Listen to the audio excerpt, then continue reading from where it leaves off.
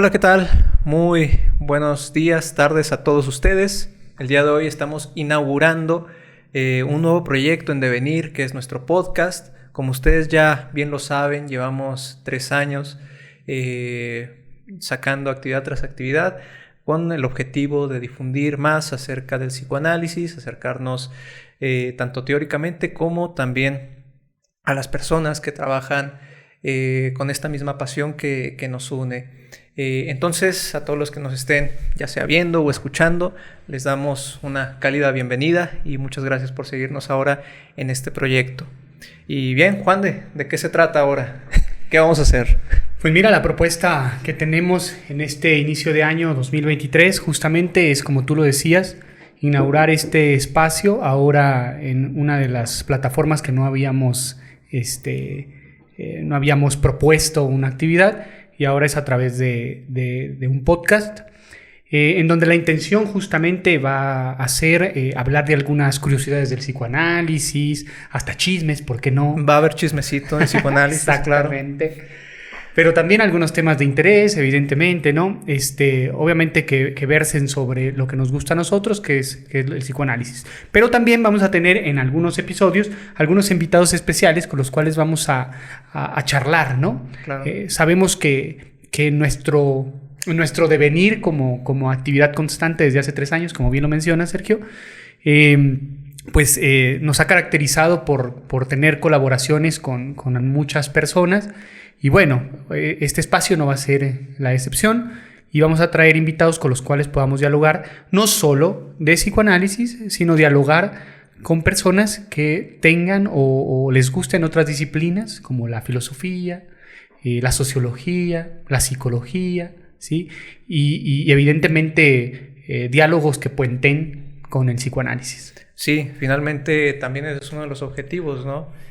Dar voz, más que nada, a otros investigadores que estén haciendo un esfuerzo cada uno en su disciplina.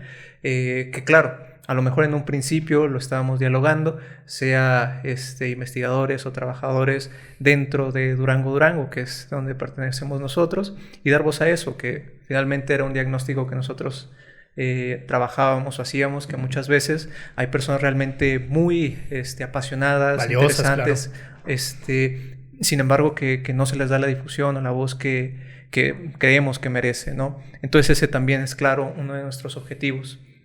Pero en fin, ¿pasamos de lleno a nuestro tema? Perfecto, sí. Vamos a hacer olas con algunos temas de los propuestos o de los que hemos pensado para todos ustedes, como finalmente queremos provocar este movimiento, este oleaje en nuestra ciudad de Durango. Así que, a ver, ¿de qué vamos a hablar el día de hoy, Sergio? El tema del día de hoy, fíjense ustedes, es Caso Anao, el mito fundador del psicoanálisis. Híjole, pues vamos a, tal vez para los más ortodoxos, herir susceptibilidades, pero bueno, acá va a ser un programa honesto, por sobre todo, y claro, fundamentado, no crean que les vamos a decir pavadas, ¿no?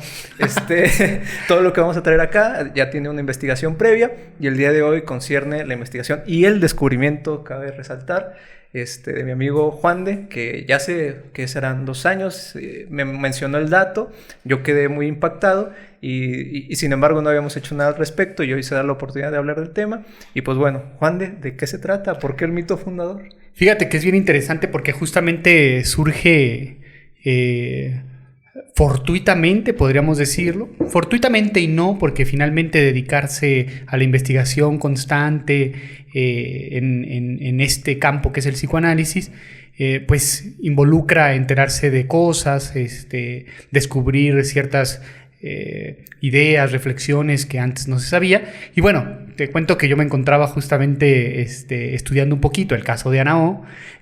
Sabes que desde siempre me ha gustado un poco esta parte de la historiografía, ¿no? A veces termino leyendo exactamente lo mismo, porque no paso de ahí. Hay muchos datos que evidentemente tienen que ver con el surgimiento y el origen del psicoanálisis. Y bueno, en este caso me encontraba justamente tratando de saber un poquito más de Anao y recurrí pues a alguien que todos los psicoanalistas evidentemente sabemos y reconocemos, que es Elizabeth Roudinesco, en este diccionario de psicoanálisis, ¿no? Entonces me fui directamente a el diccionario de Roudinesco en donde investigué más o menos, me fui a Berta Pappenheim, que es el verdadero nombre de Ana O, y pues me topé luego cuando empezaba a hablar sobre Ana O, inicia Rudinesco. La historia de Ana O es uno de los mitos fundadores del psicoanálisis. Me sorprendió una cosa en su momento y ahora tras bambalinas te decía que me sorprendió otra cosa. No sé por qué no lo había escuchado o leído en aquel momento, sí. Pero me sorprendió dos cosas. Primero, ¿por qué le llamaba mito al que se supone que es el caso emblemático? Fundador del psicoanálisis. Y ahora me sorprende una segunda cosa. Que Rudinesco dice que es uno de los mitos. O sea, ¿cuántos mitos más hay que finalmente están operando constantemente y que nosotros no nos damos cuenta y lo tomamos por hecho? Como una verdad absoluta, ¿no? Exactamente. Esas verdades de las que sabemos hay que tener mucho cuidado. Oye, y ahorita recordaba justamente, no sé si te pongo como en un aprieto, Sergio, que sería bueno, para todos los que nos están escuchando, dar alguna especie de definición de lo que sería un mito. Tú que trabajas con esta parte de tu tesis, de investigación de tesis y control del Edipo, ¿qué nos podrías decir para como contextualizarnos? A ver, muy buena pregunta, me agarraste en curva, no me la esperaba, pero a ver, voy a traer a colación precisamente esto que hablo en un inicio de la tesis, de las dos vertientes del mito, ¿no? Que obviamente funda a través de una ficción, pero es una ficción que se repite tantas veces que ya forma parte de la estructura social, ¿no? Es decir, ya ni siquiera puede decirse que pertenece, digamos, es un elemento estructural que ya no pertenece a los individuos, por ejemplo a Freud, sino que ya forma parte de toda una historia, pero también podremos decir ideología, dentro de un movimiento, ¿no? En este caso, no solo el psicoanálisis, ¿no? Digamos, el psicoanálisis, dentro de muchas otras cosas, se ha vuelto parte del discurso. Entonces me parece muy acertada la concepción de mito, ¿no? Como este elemento, tal vez en un principio ficcional, que se estructura de determinada manera, que queda impregnado como elemento estructural de una sociedad, ¿sí? Pues mira, entonces, partiendo de ahí, ¿te parece si vamos planteando más o menos algunas ideas centrales sobre lo que... Primero me gustaría como ir pensando o ir hablando, platicando sobre lo que se sabe, ¿no? Lo que se sabe de Ana O, lo que es importante como contextualizar. Y por qué es una... Es decir, poner las piezas para que entendamos por qué es una pedrada que podríamos decir en la historia del psicoanálisis, ¿no? Por lo menos en estas biografías un tanto más idealizadas, como podríamos decir la de Ernest Jones, ¿no? Exactamente. Que ahorita mencionaremos también algunos datos por ahí, ¿no? Al buen Ernest Jones, bien. Y como bien lo mencionaste también, antes de dar inicio, tendríamos que decir que evidentemente todo lo que vamos a hablar el día de hoy, como lo mencionaste desde un inicio, está fundamentado en Rudinesco, ¿no? Cualquiera que tenga ánimos de, a partir de esta pequeña charla, investigar un poquito más, pues bueno, puede remitirse directamente al texto, ¿no? Que evidentemente nunca acabarían, porque lo interesante del diccionario es que te va dando datos y esos mismos datos te hacen investigar otro tanto y otro tanto y otro tanto. Pero bueno, mira, pues primero lo que conocemos todos es que el caso de Ana O es expuesto en Estudios sobre Histeria en 1895. Y lo interesante de Estudios sobre Histeria, que incluye este caso, es que ahí se va a plantear una nueva definición de la histeria, pero también un método inédito de tratamiento para la misma. Entonces, ya de ahí tenemos que estudios sobre histeria, incluido este caso, pues son emblemáticos porque finalmente abren una nueva explicación o comprensión del fenómeno histérico, pero no solo eso, sino el método de tratamiento totalmente inédito. Hablamos ya de cierta técnica. Exactamente, ¿sí? Incluso se le puede decir que a Ana O se le atribuye la invención del psicoanálisis, la famosa cura por la palabra. La Talking Cure. La Talking Cure. Y la limpieza de chimenea, ¿no? ¿Sí? Se me cuecen las habas por ya decir cuál es el mito, pero no, vámonos tejiéndolo poco a poco. Hay que saborearlo. Claro. Hay que saborearlo. Bien. Entonces, Breuer atiende a Ana O entre julio de 1880 y junio de 1882. Más o menos el tratamiento de Ana O se da entre ese tiempo, ¿no? Sí. En la biografía de Ernest Jones de 1953 se revela por primera vez, Ernest Jones revela por primera vez el nombre real de Ana O, que como ya lo mencioné anteriormente es Bertha Pappenheim, ¿sí? Y da algunos datos que me parecen importante mencionar. Él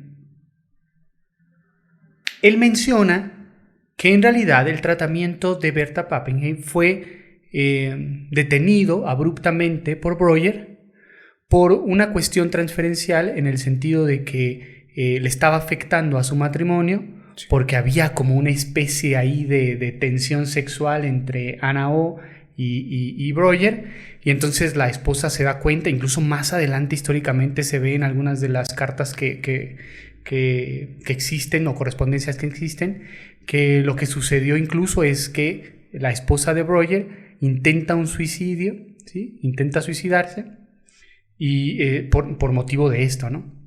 La pone como muy mal, y entonces lo que se dice es que Breuer irrumpe el tratamiento por salvar su matrimonio, viaja, se va de segunda luna de miel, y ahí concibe a una hija, Dora Breuer, ¿sí?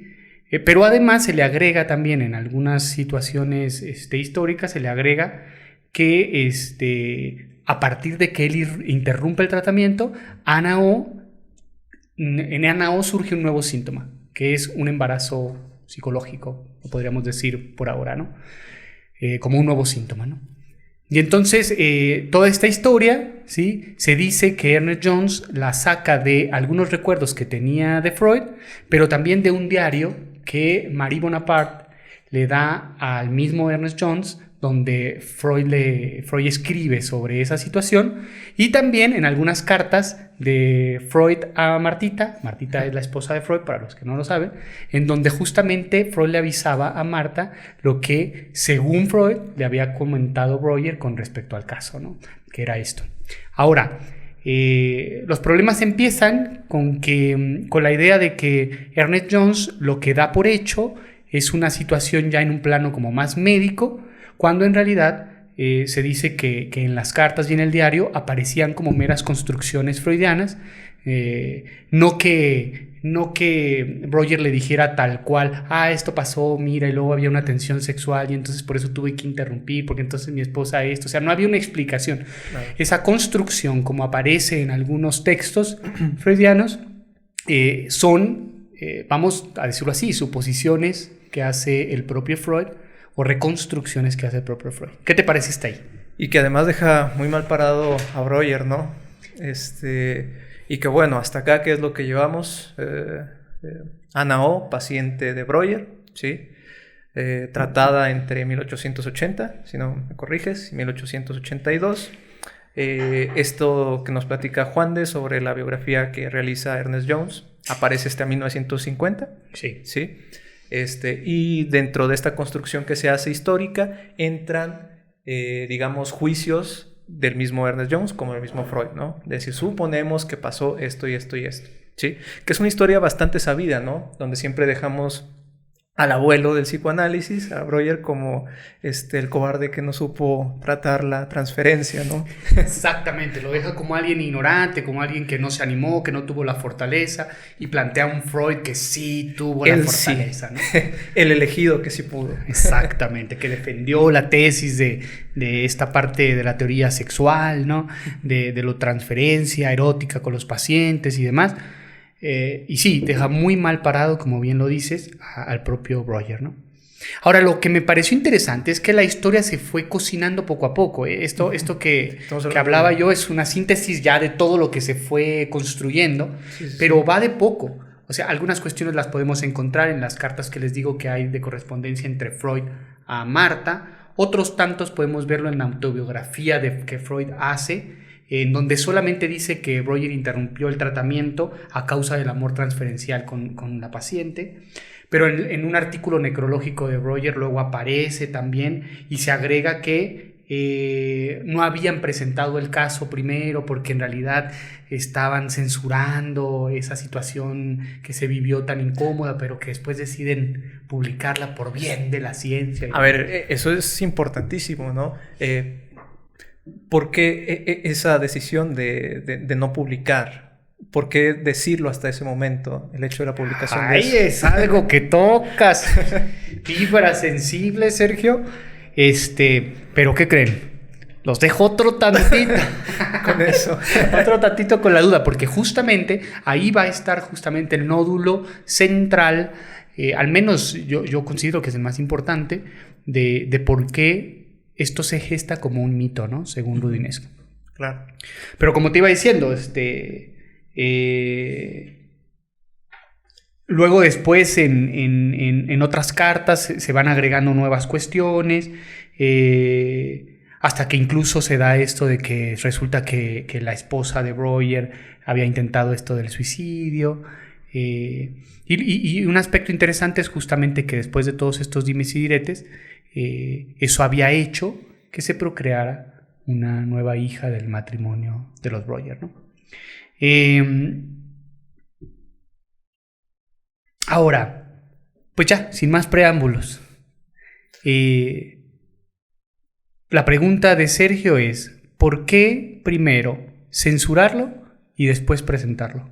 Y decir que fue censurado, ¿no? Y después, exactamente, y después que es censurado nada más porque pobrecitos, pero que luego lo pensaron bien, ¿sí? Que de hecho, se supone que en la historiografía oficial aparece un Breuer que no estaba tan de acuerdo, que fue difícil convencerlo de presentar estudios sobre histeria. Todos sabemos ya que había como ciertas diferencias teóricas entre Breuer y Freud, que a Breuer no le gustaba mucho la etiología sexual que planteaba Freud en razón de las neurosis y de la histeria, y que no estaba tan de acuerdo, ¿no?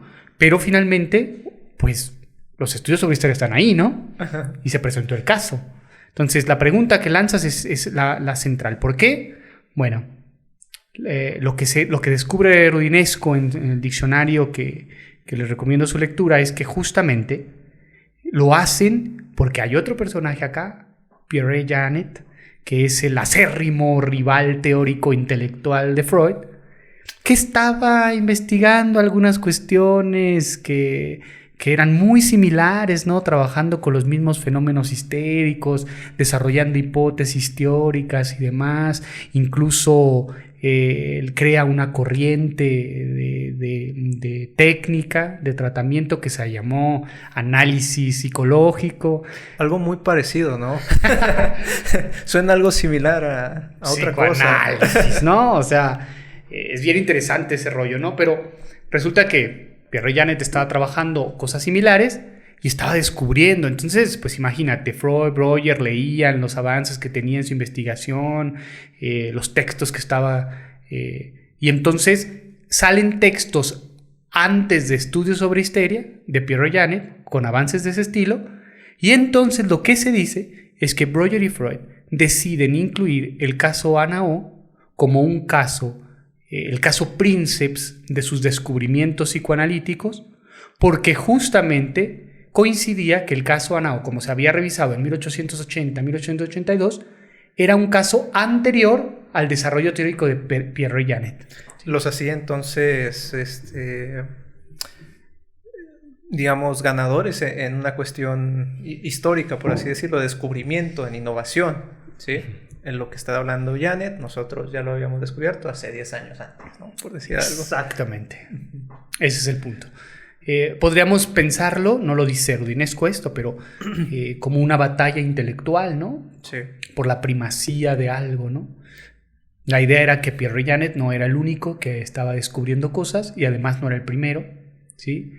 Y de alguna manera eso hace que el caso Ana O se erija como el caso principal, a pesar de que hay otros casos que se explican en estudios sobre histeria, ¿no? Sí, sí, sí. Y que también le daban cierta validez y cierto fundamento a la teoría, pero el caso Ana O se agrega por este motivo. Sí. Y que bueno, finalmente nos hace ver varias cosas, ¿no? En primer lugar, es que tampoco Freud fue el primero en hablar de estas cuestiones, y nos presentan a un Freud también deseoso por este reconocimiento en la investigación, que obviamente no desdeñamos el trabajo realizado, sin embargo, pues está digamos, esta carrera que se estaba jugando en el campo de la histeria. Por un lado los franceses y por otro los vieneses, ¿no? Exactamente. Y cabe destacar lo que te decía tras bambalinas también, ¿no? Los textos de Brejanet tenían más impacto en el gremio científico médico, que los de Freud. Sí. Hasta 1915. Sí. O sea que este movimiento tampoco en un primer momento les generó el primer lugar de popularidad, ¿no? Sí. Fue un intento. Y que finalmente se fue construyendo, ¿no? Se fue haciendo como una bola de nieve que cada vez se iba haciendo más grande. Que habrá que decir que tal vez esta situación de que Brejanet tuviera como más popularidad era porque también se ceñía un poquito más a los discursos médicos de aquella época, ¿no? Claro. El psicoanálisis, como sabemos, irrumpe, es una revolución del pensamiento, en ese sentido es mucho más subversivo y pues obviamente se le dificultó mucho más entrar de lleno a la aceptación de los discursos científicos de aquella época, ¿no? Sí. Y bueno, otra cuestión que tal vez sería bueno preguntarte, Juan de, es que también hablabas que había como una construcción de este caso, ¿no? ¿Por qué? Es decir, ya tenemos el elemento que tal vez nos diga, por esto es que se dijo que se había trabajado antes, ¿no? Y podemos decir bien. Pero, ¿cuál es el problema pues ahí, aquí no? Aquí viene lo mero bueno, ¿no? Pues, obviamente, una cosa es que las pretensiones de Breuer y Freud hubieran sido justamente las que ya mencionamos, y otra cosa es que no se supiera o ignoraran que más adelante iba a haber historiadores que empezaran a investigar, ¿no? Imagínate, pues, obviamente que ya cuando el psicoanálisis ya fue todo un movimiento internacional y demás, pues poco a poco se fue construyendo o reconstruyendo justamente la historiografía del psicoanálisis como tal. Y pues Anaó, siendo el caso princeps del psicoanálisis, no se podía quedar fuera, y entonces hubo historiadores, personas que se encargaron de la historiografía del psicoanálisis, que se dedicaron a investigar bien cómo se había dado aquel caso de Anaó. Sí. Se remiten un historiador a una amiga de Berta Pappenheim, una amiga que trabajó con ella mucho después de lo que sucedió con Breuer, y que él le dijo al historiador, oye, a ver. La verdad es que Anaó era muy reservada con respecto a lo que sucedió en el tratamiento con Breuer, pero no reservada en el sentido de ay, no, qué pena, sino no le gustaba hablar del tema, ¿no? O sea, no era un buen recuerdo, ¿sí? Es decir, el historiador va directamente a las fuentes. Sí, va a decir, claro. ¿Qué pasó acá? ¿Okay? Exactamente. Y entonces lo que le dice ella es que incluso las personas con las que trabajaba Berta Pappenheim, porque se dice que ella fue muy importante en el movimiento incluso feminista, claro, ¿sí? Trabajaba de forma muy humana con las personas y demás. Entonces a las personas que con ella tuvieron contacto, nunca les recomendaba una terapia psicoanalítica. Un tratamiento psicoanalítico. Entonces, lo primero que uno se pregunta sería, ¿por qué si se supone que el caso Princeps del psicoanálisis es un caso de éxito, en el que se aplicó un método, una técnica nueva, novedosa, a la histeria, ¿no? A la histeria, y se curó? ¿Por qué la persona que se curó dice que no vayan? ¿Sí? Okay. Y no solamente es que no lo dijera, Rodinesco lo habla como de no, se negaba, no vayan. No hablo de eso. No hablo y no vayan, exactamente. Entonces se vuelve interesante. Entonces, esta misma amiga de Berta Pappenheim le dice al historiador, ¿sí? Que por acá, déjenme recupero el nombre para que... Henry F. Ellenberger, perdón la pronunciación, le dice, ¿sabes qué? Yo te recomiendo que vayas a tales clínicas.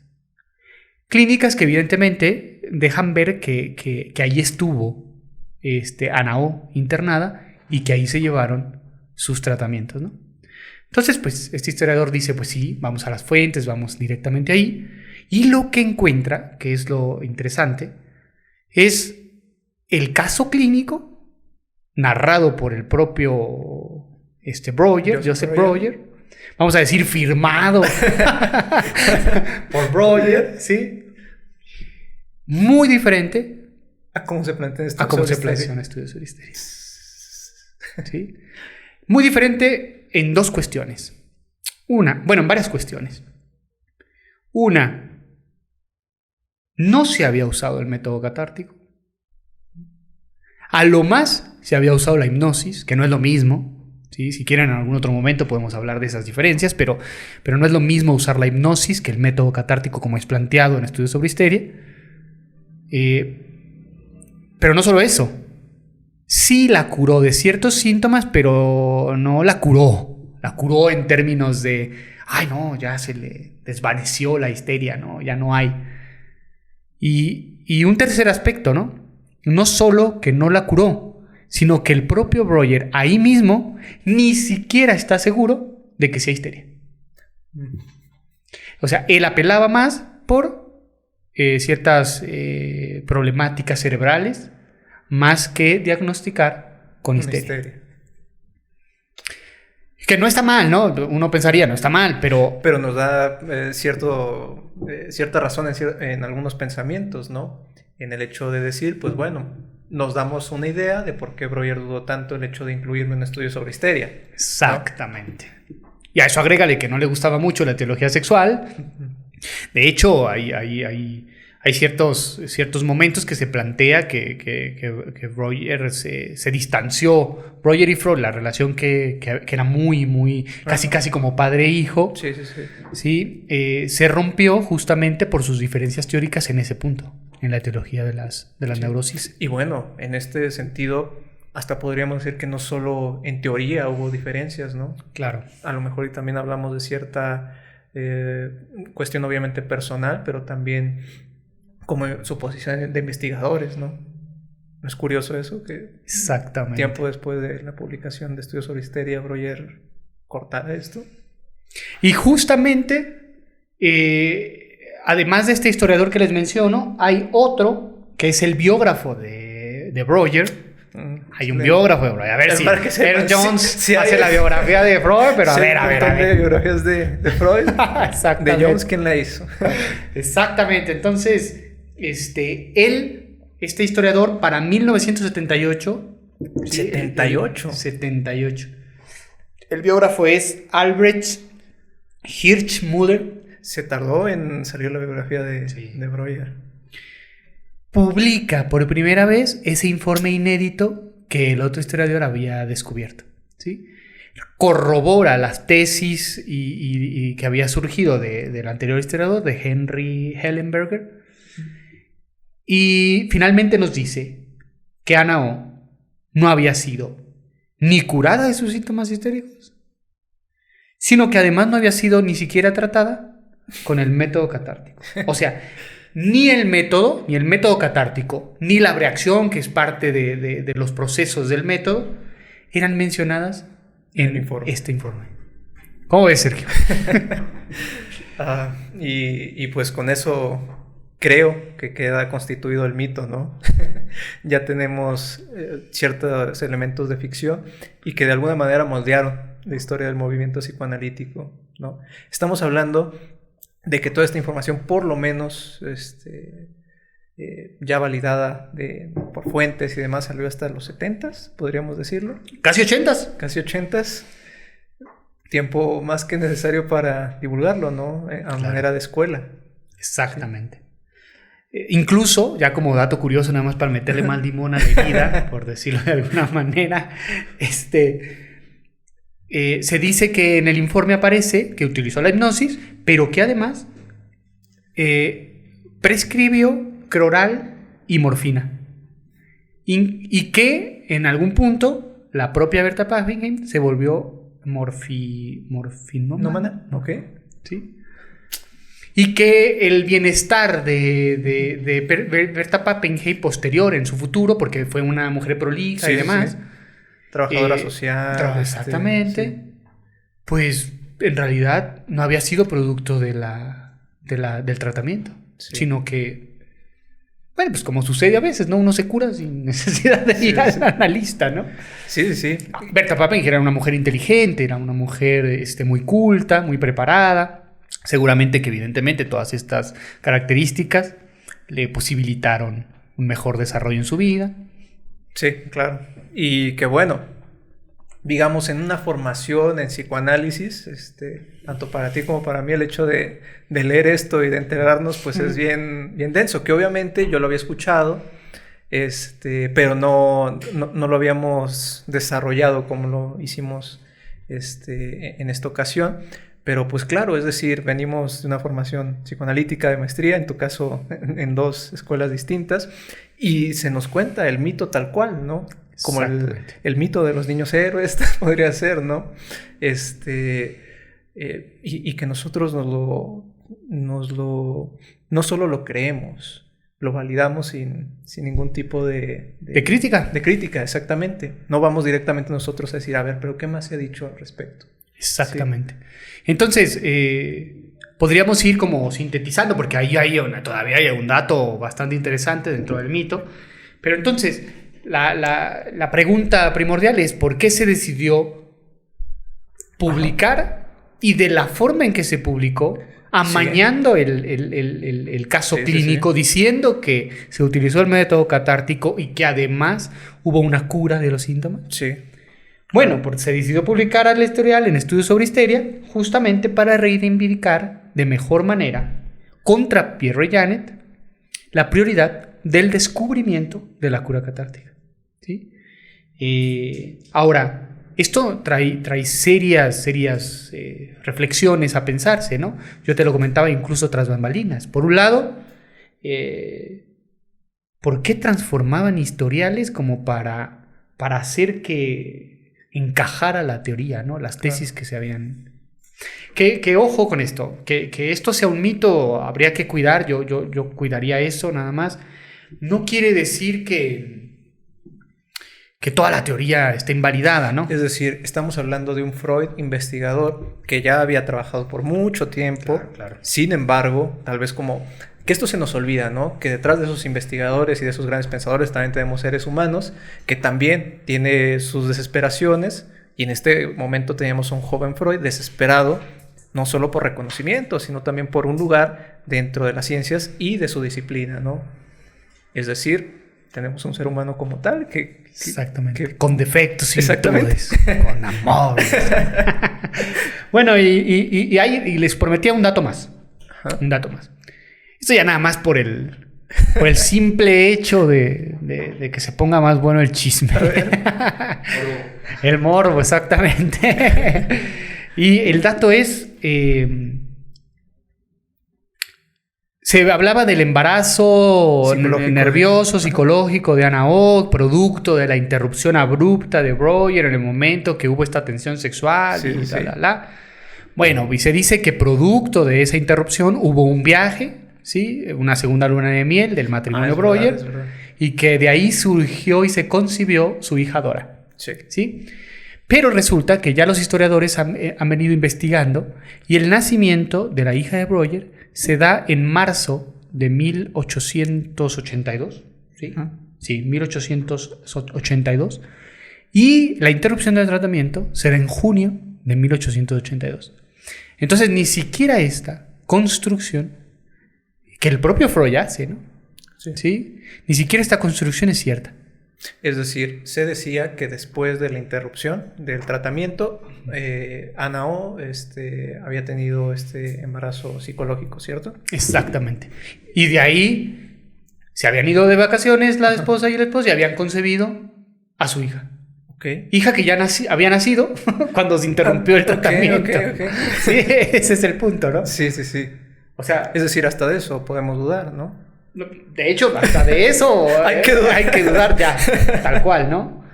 Ahora, hay una cuestión que dice la propia Rudinesco, déjenme ver si la encuentro, No,